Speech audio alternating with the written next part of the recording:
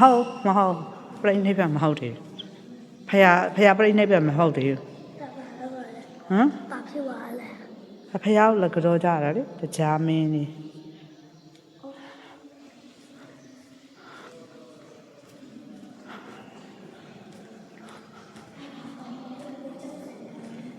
ဟာအဲ့ဒါလားအလောင်းတော်မြတ်ဟာတဲ့တောမထွက်မီတဲ့သားတော့ရာဟုလာကိုလဲလာပြီးတော့ကြည်တဲ့ချိန်တဲ့အဲ့ဒါတောမထွက်ခင်အဲ့ဒါဖယားပဲဖယားကဘယင်ပေါ့ဘယင်ဖြစ်နေတဲ့ချိန်ဆိုတော့အဲ့ဒီလိုမျိုးဝတ်ထားတာပေါ့အဲ့ဒီအချိန်မှာသူ့ရဲ့ကလေးမွေးတယ်ဟုတ်လားယောက်ျားလေးလေအမကလေးတွေတွေ့တယ်ဟုတ်လားအဲ့ဒီကလေးကိုလက်ကြည့်တယ်ပေါ့တောမတရားတအားထုတ်တော့မယ်နောက်ဆုံးချိန်ကလေးလေးကိုဝင်ကြည့်အောင်မယ်ဆိုတော့ဝင်ကြည့်တာပေါ့ဘယ်ဟာလားဘယ်ပုံလဲဒီပုံလား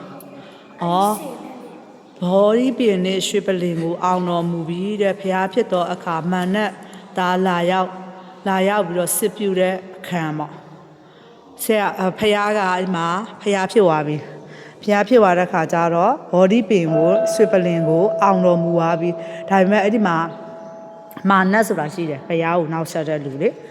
မာနတ်ကဖျားကိုလာပြီးတော့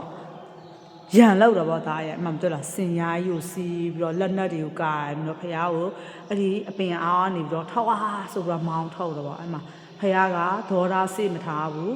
စိတ်မထားပဲနဲ့ဒီလိုမျိုးပဲမေတ္တာနဲ့ပဲเนาะမာနတ်ကိုအောင်မြင်သွားတာဗောဒီမှာအောင်ခြင်း၈ပါးရှိတယ်လေဟမ်